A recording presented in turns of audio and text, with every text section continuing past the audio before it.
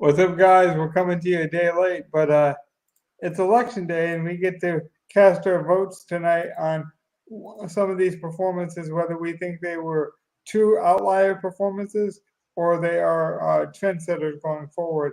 We're at that point of the year. I heard another podcast mention it. When the calendar flips, boys, that's when the real teams start to emerge, and then the bottom feeders will start to either decide to tank or start to experiment with their rosters. And we'll talk about it. A team that's really starting to experiment a little bit later on. But I want to bring in Gov and Donnie. How you guys doing tonight? I'm doing good. It was a longer day for me, but now that I've been home for a bit, feeling rested. Doing good too. Kind of a like easy day at work, and with no NBA, just kind of a slow day for me. Yeah. Well, isn't it weird? Like my longest day, Gov, is Monday, right? I work my longest shift, but it's like one long shift, right? And so, like, I think about like the NFL. It's like the NFL is like you watch it all Sunday for these big events. You watch it for big, touchdowns, stuff like that. The NBA is like an easy, but like you get the shifts get split up. Like I have a bunch of shifts where I like work in the morning and then I work at night. And that's like the NBA to me. It's like things lock and then things change and then things are moving quicker. So like as we started playing basketball on top of football, I've noticed the differences more and just how I interpret it. But I will say one thing we talk about hybrid. One thing we saw this week is Justin Fields totally decided I'm going to be a running back and quarterback this week. I'm going to put on my best Lamar Jackson performance, and boy did he. Oh yeah, the single game rushing record for a quarterback, that like 176 yards, I believe. That's a lot. That's a lot. That's correct. The 178 yards. it it's a regular season record. I believe Colin Kaepernick had like 180 in the playoffs. But yeah, Justin Fields now owns the rushing record for a regular season, um, in the regular season in one game. And I don't think it's going to stop. This is one of the reasons I love Fields coming out. I've been a big Fields guy. I called the Fields victory over the Patriots. I bet it three times, even money line that night. I mean, I thought the hate on this guy went too far. Now I didn't expect 45 points, just like we didn't expect what 5 touchdowns from Joe Mixon. Yeah, that was not expected. He definitely had touchdown regression because he gets all the opportunities in that offense. And we saw that last year when he had like 17, 18 touchdowns. But he hadn't been getting them this year. But for him to explode for 5 in one game and have the full Al Bundy on the ground, like that's a big game. That's a big game. Now, Donnie, do you have any takes on either the two bigger performances we saw, like the Well, outlier performances between Fields and Mixon? I mean, I was shocked to see Fields able to put up the numbers he put up. Not that I don't think he's a bad quarterback, but you never expect a quarterback to run like that. Um, I don't expect anywhere close to a performance like this for at least the rest of the season. I don't think that team's good enough. Eventually, they'll fall off. But they have not like that. They have much to fall from, but I like Fields. I'm a Fields fan. Maybe not yet, but I will say I think we gave up like 35 yards to Aaron Rodgers last week with the Detroit Lions defense. So hopefully, with the firing of the defensive backs coach who just kept like pressing in corners, we've decided that hey, maybe against some of these running quarterbacks, we're not going to just run man coverage across the board. But Gov, I wanted to show this lineup not because I won. I mean, I'll come on here and be transparent when I lose and when I win. It, it was a very profitable day for me, but we always talk about process over plays. The reason I bring this up is a lot of people said, "Oh, if you don't got Joe Mixon, you can't win." I more than doubled my winning in this lineup without Joe Mixon, and it could have easily had Joe Mixon, and I'm still like glad for my process play, I wouldn't have got to Mixon. Mixon didn't make sense in this lineup. I didn't think. And I can say that in full honesty that, I mean, obviously, hindsight 2020, yeah, I wish ETN would have got 50 points or Williams, but I have no shame in not playing Mixon this week, even though he was a good price at like 6,500. But let's review this lineup because I think it's unique because a lot of people were talking about, like I say, you can't build a Mixon lineup and win. This lineup proves that you can. Before we get into that, can we talk about Tyreek Hill for a second and the season he's having? Sure, yeah. He has right now, I have the stats pulled up, 76 catches, 1,100 yards. Next closest yardage-wise is Justin Jefferson with 867. This guy is running away with the yardage right now, and he's on pace for, I think it's like 2,000 yards this year. Ridiculous. Yeah, he's now officially ahead of Kelvin Johnson in terms of yardage through this point in the year. Now, they play 17 games where Kelvin only played 16, but like he's ahead of the pace. He's set to break it by week 17. I mean, this guy's averaging more yards per catch than some people get a whole game. I am so impressed with how Tyreek Hill is playing. And then you have Jalen Waddle keeping pace with 800 himself. And personally, I don't like Tyreek Hill for personal reasons. But I mean, even a guy like me who doesn't like him personally has to respect the numbers. I mean, just logically look at it. He's over 1,000 yards, and not even. I think you mentioned that, Donnie, but not even at 100 catches to get to 1,000 yards. And Gov, you talked about touchdown regression.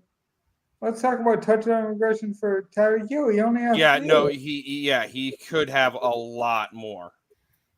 Yeah, especially considering like we're looking at his averages: 20 a catch, in this game, 15 a catch in Detroit, where Waddle basically sold all of his touchdowns. He did. Does he have like a 20-yard catch in every game, but like the one he was guarded by Sauce? Pittsburgh, it looks like they probably rested early. Well, no, he had a 21-yard catch. Oh, that's right, he did. I was thinking it's just the game in New Jersey against Sauce. He had a 20-yard catch in every game. This is one of the greatest seasons I've seen by an individual receiver ever. I mean, he does not have the touchdown production, but he is doing so much for this offense. Yeah, he is making that Miami offense dynamic. It had 100%. Pieces, but he is getting everything going now. Since we're on the topic, should Sauce Gardner be considered for Defensive Player of the Year? Oh, yes. I would have him up there right now, yeah. I'm forgetting who's leading. That's the thing. I'm forgetting who's leading the league in sacks, but those it's Matt Judon with 11.5. There we go. It's Judon. There we go. That's who it was. So those would be my top two candidates, and I'd give it to Sauce because he has he's played 7 of 7 for 47 yards is amazing shutting down of Tyreek Hill. He held Diggs to a low score. This last week. Didn't he hold Justin? Was it Justin? No, it wasn't Justin. No, I think it's been Jeff. I think it was Justin Jefferson. I think who else did they play? I mean, they played one other really good. I thought Jamar Chase too. Yeah, I think it was the Jets. Yes, the Jets played Cincinnati. They did. Yeah, he has held every one of these top tier receivers to nothing, or at least a floor game. Like 7 for 47 is still 11 points on DraftKings, but for Tyreek Hill, you're not trying to get 11 points. You're expecting 30 like you've been putting up. This guy is a ball of lightning and just believes in himself full frontal. He pelvis thrusted in front of Aaron Rodgers and said don't throw my way. As a rookie, you're telling a MVP candidate, a Super Bowl champion, don't throw my way, and then backed it up. And Amari Cooper as well, by the way. Yeah, but Cooper's very up and down anyway. But yes, like he has shut down some very good receivers this year who have all been playing well. So I give it to like halfway through the year. Like we want to do this right now. Halfway through the season, defensive player of the year. It's Sauce. And not to mention his next 2 games, he plays the Patriots and the Bears. He's going to lock down whoever he guards. He's not going to have anyone he actually has to lock down. Like this is his game to like, all right, Sauce, we're blitzing you from the right. You need 3 sacks in the next 2 games. You do that, it won't matter if he doesn't get a lot of picks, because that's really the only thing hurting him is he doesn't have but like I think 1 interception. With all this great shutdown work that he is doing, he doesn't have any of the flashy stats like in interceptions. But that's sometimes a good thing. That's a good thing that he doesn't have those stats because no one's throwing to him. That's true. Or when they are, it's an immediate tackle. It's on a short, quick route. It really does nothing. What a player he is. But yeah. Okay, let's do the opposite side. So who do you guys think right now is the offensive player of the year? It has to be Tyreek. I mean, like I'm with you. He's really up there. Mahomes has been playing really well though. Although honestly, I think at this point we just give Mahomes because of how well Kansas City's playing with. If I give Tyreek offensive player of the year, I have to give Mahomes MVP. Well, because of how well he's keeping Kansas City going with just Kelsey and the scrubs and Juju. I would flip it personally. Right now, Tyreek's kind of my MVP personally. If he gets 2,000 receiving yards. You know, you're probably right because he's the most valuable player. But like, he's done it with multiple quarterbacks. Mahomes is looking so good this year, though. And like, we all thought you can't say everyone didn't think that whole team was going to take a step back with Hill going. And then with Hill playing so well in Miami, everyone's just expecting Kansas City to not play well. And Mahomes is still an absolute monster. Like, so it's hard for me to not just give him MVP. Well, especially since I'm with the league, I'll give it to the quarterback. Like, it probably should have gone to Jamar Chase last year, not fucking Aaron Rodgers. You're probably right about that. But I'm with the league of I'll probably just give it to the quarterback when in doubt. Unless, like, now you tell me Tyreek Hill has like 2,400 yards, breaks the record, and had like if he needs to get the touchdowns up for crazy, MVP. Like you tell me he does something crazy like that, then yes. You're telling me he's breaking the receiving record by a lot, so that just because you got that one extra game, it doesn't really matter. Because that's what a lot of things, like a lot of records are going to be weary the first few years when they get broken because everyone gets that extra game to play. Well, you could argue the same thing with TJ Watt, but TJ Watt also missed a game, so he had 16 games, 17 weeks.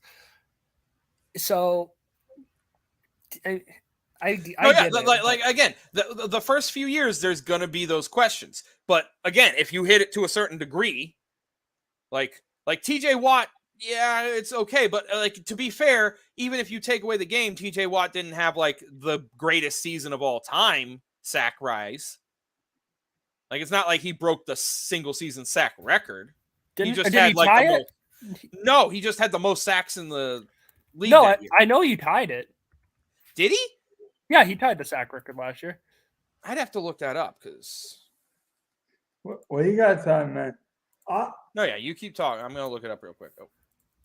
I still think I don't know. I still think the offensive MVP should go to me. It's got to be Jalen Hurts, man. Which is fair. He had 22. Oh no, you're right. Yeah, he 22 and a half, and he tied Strahan. I was thinking it was Strahan still with like 22ish. Yeah, so they tied the same amount of games. Okay, so that's where see, that's where TJ Watt has a thing. Now, for like Tyreek Hill, I like what's like the single season receiving record. It is 1864, I think. If he's the first receiver to hit 2,000 yards, we have to. That would do it. Yeah, that would do it. If it's 1864, then all he has to do is hit 2K. If it's 2K Tyreek Hill for receiving, then that's going to do it. That would do it for me personally. If he gets, I have it at 1964. Oh, it's 1960. Okay. 1964 by none other than Megatron. Yeah, I thought it was 18. That's Yep. I got the 101 wrong, not the actual number. And actually, like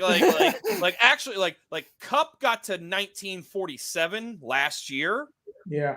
But he did it on 145 catches. Calvin Johnson did his on 122. Right. Tyreek Hill also this week hit 100 targets this season, by far leading the league as well. So I gotta give it to Jalen Hurts though, because just a few years ago we were wondering if he was a legit quarterback, and just last year we were wondering. Right, like some people were comparing him and Justin Fields. We talked about Fields already. Some people were comparing him and Justin Fields in the similar ilk, and the ascension that Hurts has made this year has been nothing but spectacular. And all he asked for was a number one receiver that he absolutely loves, and AJ Brown. Yeah, and then he goes out and proves it.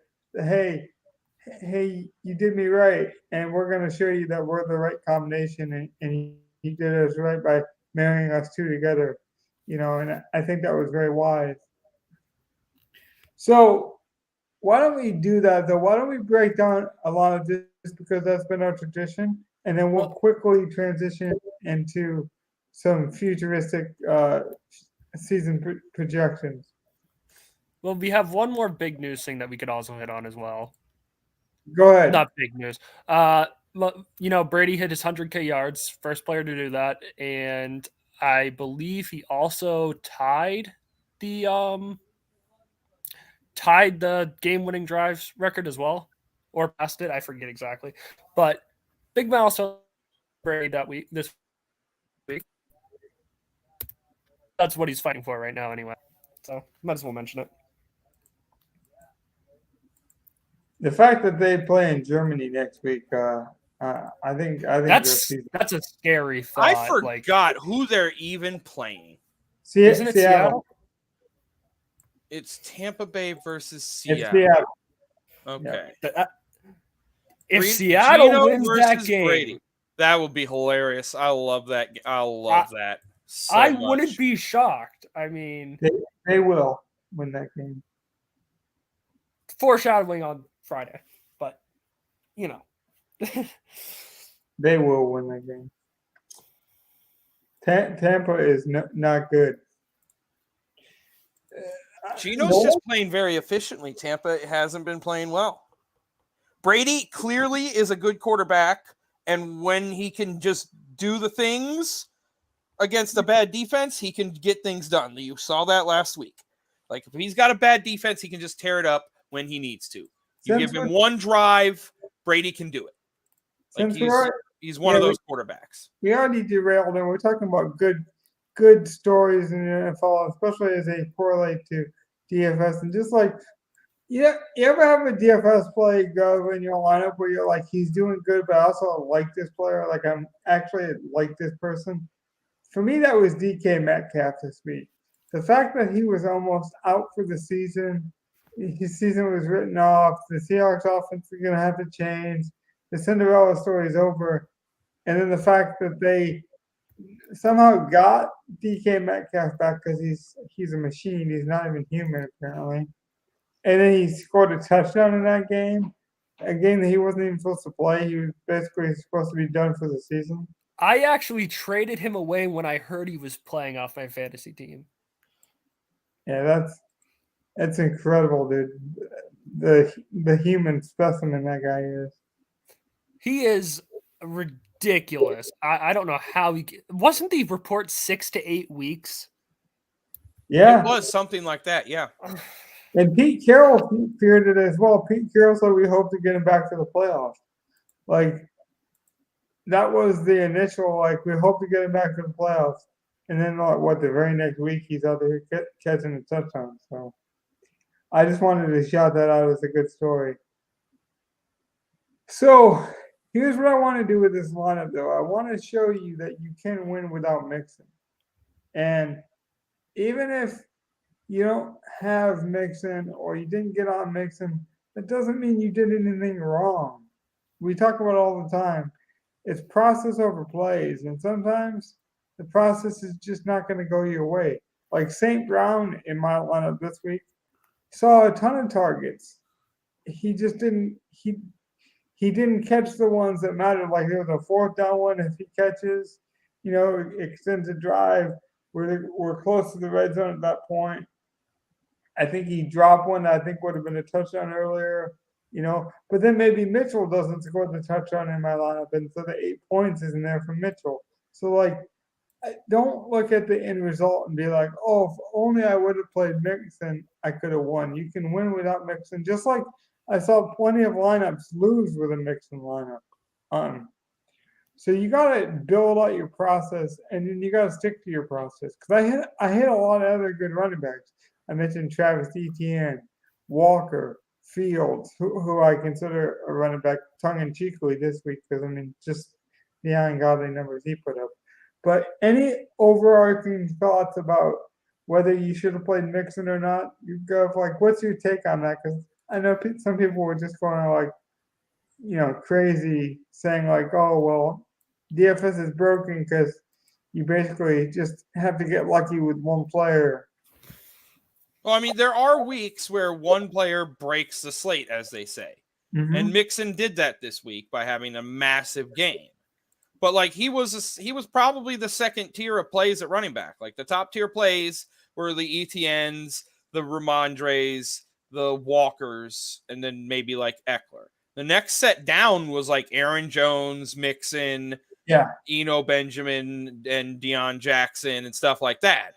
So it's he was probably just right there in that second tier. He was around the same price range as the Etienne and the Ramondre. So it's but it's just a little more expensive. Him, he was not a bad play. I'm a little upset because I was playing Burrow stacks, and a process, part of my process is when I'm playing a stack, I have to have the running back in that stack as either a part of my stacking group or as leverage off of the stack in other lineups. And I had no Joe Mixon against my Joe Burrow stuff. So that was just a clear process mistake by me. 100%. And I feel like I make that same mistake every year, and it's kind of annoying. But it's just easy leverage when you're playing a stack to make sure, because you people might think Joe Burrow wasn't really highly owned. What are you leveraging? It's I need to leverage off of my own self sometimes. Yeah. All right.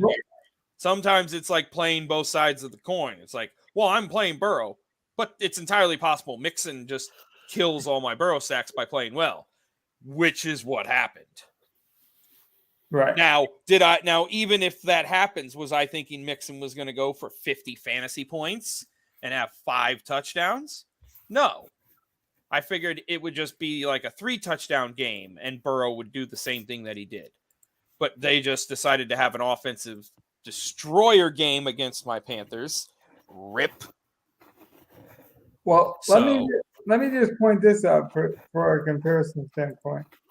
Jamal Williams has more touchdowns than Tyreek Hill. That doesn't mean Jamal Williams is a better, touchdown scorer than Tyreek Hill. It just means the opportunities that Williams was given to score a touchdown for that specific situation, allowed him to score a touchdown. We got to get away from this idea of, oh, well, if you score a touchdown, you're a good play. James Mitchell was a good play because he was an athletic young tight end, unproven, and his ownership was going to be extremely low, 1.8. He caught 2 passes. I got extremely lucky to get 8 points out of him because one of them ended up being a touchdown. But that's part of his profile. He's a 6'4" guy who's 270. So I was playing him for the red zone threat. He is more likely to catch a touchdown in a short yardage situation than St. Brown. But St. Brown was projected to have more, yards because that obviously fits his style more. So sometimes we just have to fit styles, and then after that you just let it roll. There's always going to be some luck involved. for example, Hopkins could have had 23 points. He had a second touchdown, but Robbie Anderson decided to false start on a touchdown that Kyler Murray threw to Hopkins. The very next play, he threw it to Zach Ertz. So all the Zach Ertz owners are loving it because he scores a touchdown, where I could have smashed because Hopkins could have had 2. But you can't be mad at profit. And so that's just all I wanted to mention on that. Something cool I thought we could do is we're going to do a shorter show is whether you think it's true or not. So I had Gov pull up DK Live. I just figured we'd go through some of these top performers this week. And then you guys tell me, because it's election day, whether you would vote for or against it being a trend going forward. So I'm going to pull that up now. A guy like Fields, do you think Fields is going to average 30 points the remainder of the season? Yes or no, Donnie? No. That's a no. So you don't think he averages? I would agree with that. I think the stat line he had, you need to take away probably 100 to 120 rushing yards that he's not going to get every game. And you need to take away at least 1 touchdown, if not 2, that he's not going to get, whether it's the rushing or just 2 receiving touchdowns. But if he got 17 of 28 for 123 and a touchdown, and then 50 yards and a touchdown on the ground, I don't think that's unrealistic for him to start doing. But that's also only that's like 18 points. Right. I would say this though, he is very valuable as a rusher. I just thought of something. It just randomly popped in my head because I saw him. How concerned are we with Josh Allen in the injury? And how does it affect Diggs being in your lineups? Because I know we like that as a main thing, and having Josh Allen in general. I gotta see how it does. I don't know how that's gonna affect. Like, elbow with a quarterback is never a good thing. It's never a good thing. Right. So do you avoid Diggs now? I wouldn't. I don't think I can avoid him in the right matchup because, like, even a bad quarterback could get Diggs the ball to exploit a good matchup. Yeah. Even a limited Josh Allen can probably keep a good offense moving. Now, how high is the ceiling of this offense now?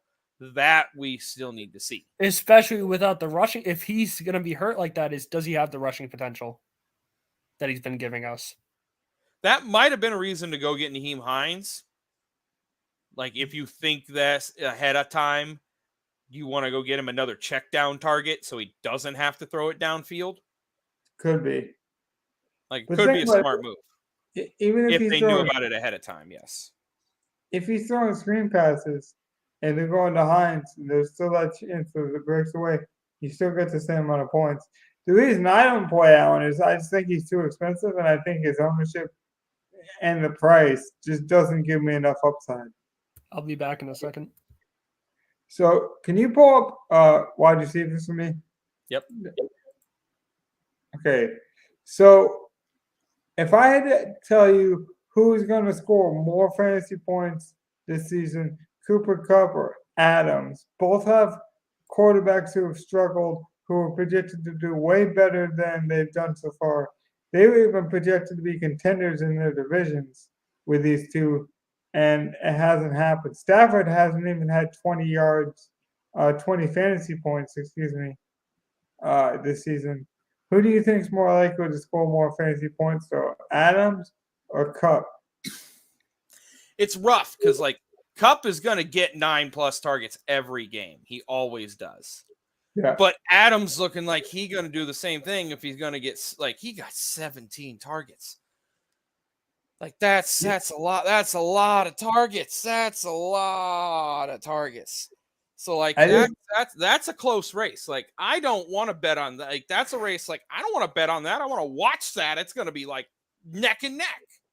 Okay, so if me and you go to the horse track and we're watching these two stallions go at each other, I'm putting $5 on both, or I'm looking at the odds. What do I gotta bet on each to make sure I make money and just go out there and watch them? So That's what I'm doing. Tell the people some fantastic food of choice, beverage of choice. What's your like get down relaxation? You got to have this. You're gonna watch two heavyweights. What's the go-to meal? The go-to drink? How does Gov get down?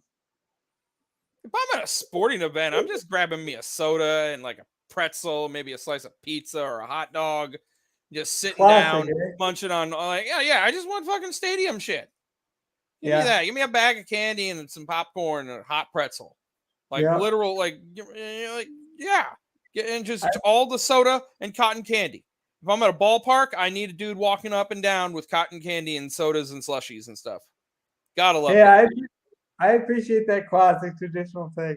I would take Adams in that race. I don't know if Donnie's back yet or not, but if he is, we'll let him weigh in. If not, Like we'll I said, give him I a don't call. know I don't know who I take in that race. Like It's okay. You don't gotta take anyone. This is not a debate show. This is just I no, it's not even a debate. It's like I trust neither offense. Cup's probably going to regress in catches, but so should Adams because it's like he had a shit ton of catches last year too. But like, oh wow, like I don't know. That's a very close race. That's a very close race. I'll ask this question then. Who would you rather have as your quarterback, Stafford or Carr for next season?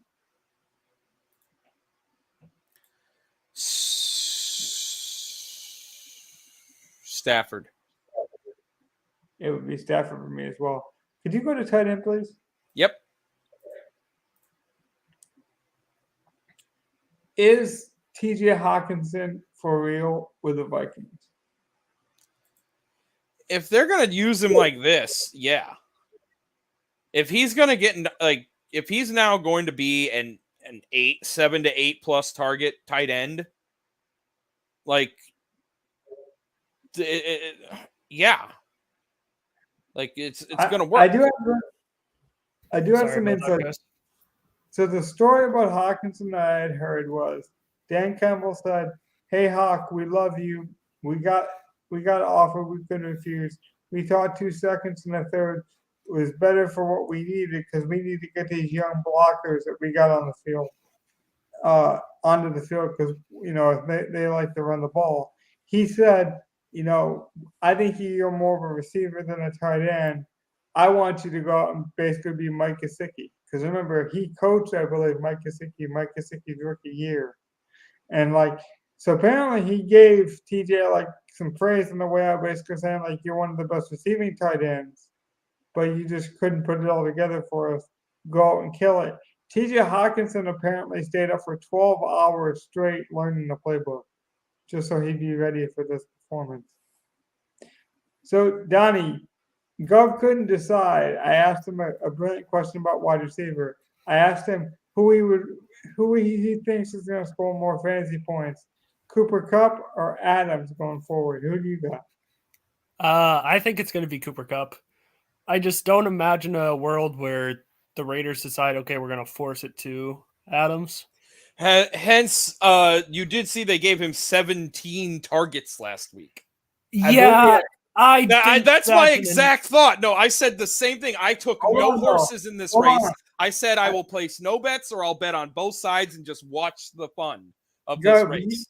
Gov, you can do this on DK Live. I know you can. I think in week 1, Adams had 18 targets. So 17 is not even his highest. I believe in week 1 he had 17 targets in week 1.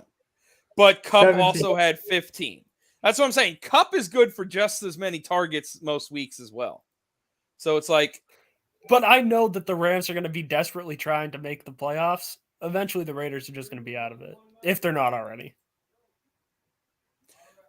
Exactly. That's my thought, and that's why I told with Logan, like, who do you trust more going into next year, Carr or Stafford? So I would take now, Stafford. Donnie, the other question you missed was: is T.J. Hawkinson's performance this week, is it a precursor to a top 3 tight end the rest of the way? Like, is he a Kelsey Andrews type tight end, or do you think there's some regression? I mean, I think he's just going to be the solid receiving threat. I'm actually shocked that he didn't get a touchdown. Just considering, that's usually how guys who are just traded for are used in the red zone and on third downs. So I wasn't able to see much of that game, so I didn't get to see the type of plays they were running for him. I assume it was basic routes, but I expect good fantasy production for the next couple of weeks from him. Can you go to running back for me, Go? I can. So, of these guys, would you say that Eckler, with the potential of Keenan Allen coming back, or Mixon will score more fantasy points? Mixon without Chase for at least probably about 5 more weeks. So Eckler has done better than Mixon so far. Mixon has a big blow-up week, but Eckler could have, guys returning where Chase still is going to be out. So who would you take in the next 3 weeks to score more points, Eckler or Mixon? I like Mixon personally. I think Mixon's just a very good running back. I personally, though, would never not play him in any of my lineups just because I think you get better value with finding that younger running back that's randomly starting or something like that.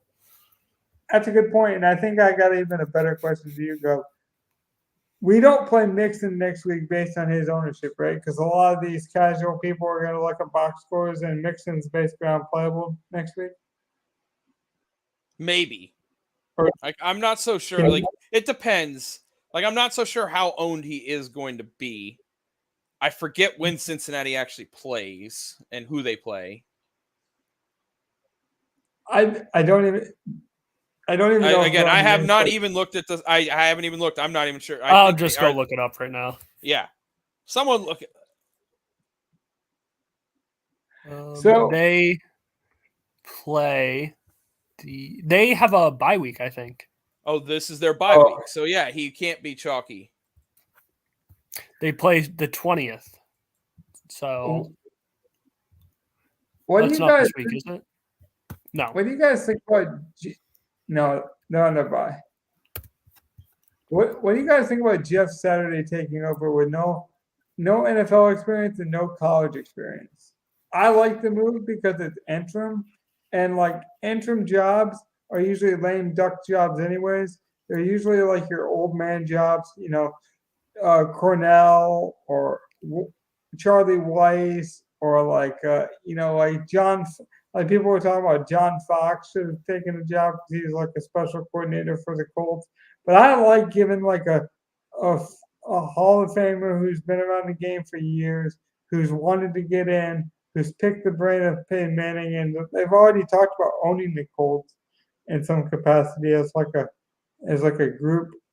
And so like if you're gonna give up on the season and go the interim route anyways, I like being a bit different and just like totally just trying something completely different. A couple of years, I mean, more than a couple of years because I'm old now. But 10 years ago, the Phoenix Suns just gave this crazy offense to Mike D'Antoni, and no one had saw such a circus, fun performance, up and down style of basketball. They said, "Oh, it wouldn't work in the pros," and then they ended up like leading the league. And then Steve Nash and Amari Stoudemire just like had so much fun, playing loose and free. I think that's how the Colts could be not only this Sunday, but next. I mean, and going forward, I think maybe they'll play harder for a former coach that, wants to prove himself. Similar to what Dan Campbell did with the Dolphins when he took over for Joe Philman like 5 years ago when he got his chance. What do you guys think about that? I kind of like it.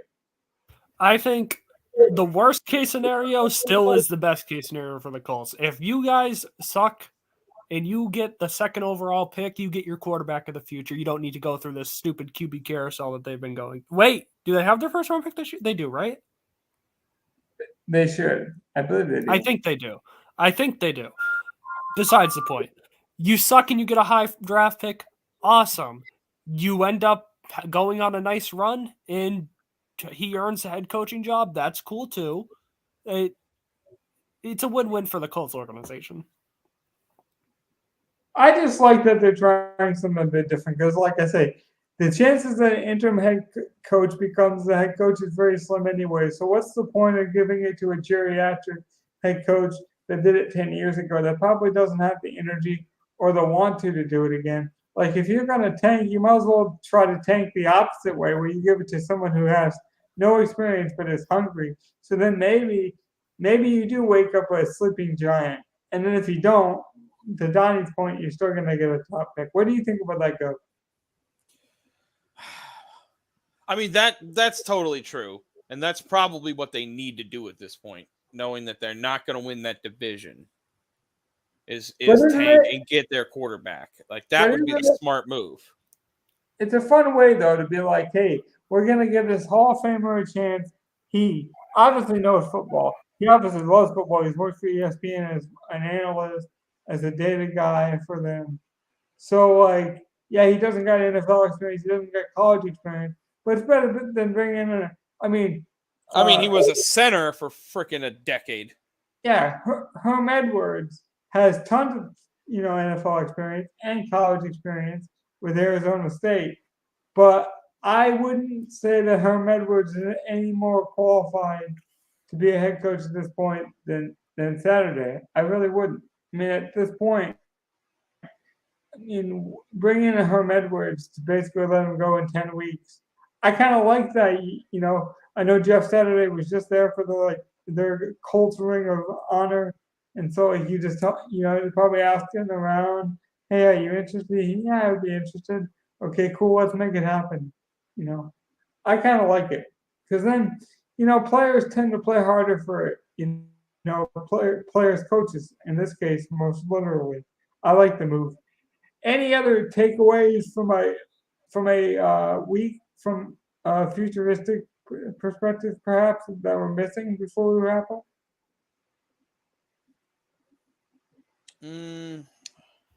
Okay, I know Kenyon Drake has been very often. Can you pull up Kenyon Drake for a second? Yep. I this week I know he had a 20-point game. I know a couple weeks ago he also had a 20-point game. He's had a couple duds here and there. Is that just who he is now? He can be a guy who gives you 20 points randomly? That's just always who he's been in the right offense. He did it when he was with Arizona. Like, that's just who. Well, when he got to Arizona, he had some that year was really good for him in Arizona. Yeah, like he finally got used some like that, but that's what he can do. He's not a guy who can take on the full load. Like, I wouldn't give him 26 touches again. Like, that's not going to bode out well over the course of a long season. But can he do that sporadically once or twice through a season if he's not the starting back? Yeah. This is like, he was totally this is totally in his realm of doing, to have that sort of a ceiling game. 2 touchdowns. He almost bonused on 20 plus touches. And that was with Dobbins taking a touchdown as well. I believe Dobbins took a touchdown. I got some early takes. Well, Dobbins didn't play, no. Oh, no. The other Ravens running back that was playing. Justice might have gotten a touchdown. I'm not sure. I'm pretty sure there was another Ravens running back with a touchdown that game. Yeah. So here's some early takes. Here's some early takes I got. The Packers had a ton of injuries, including a couple on defense, including with their best defensive player in Gary. If Elliott does sit this week, play Tony Pollard. That's still broken, unfortunately, Joe.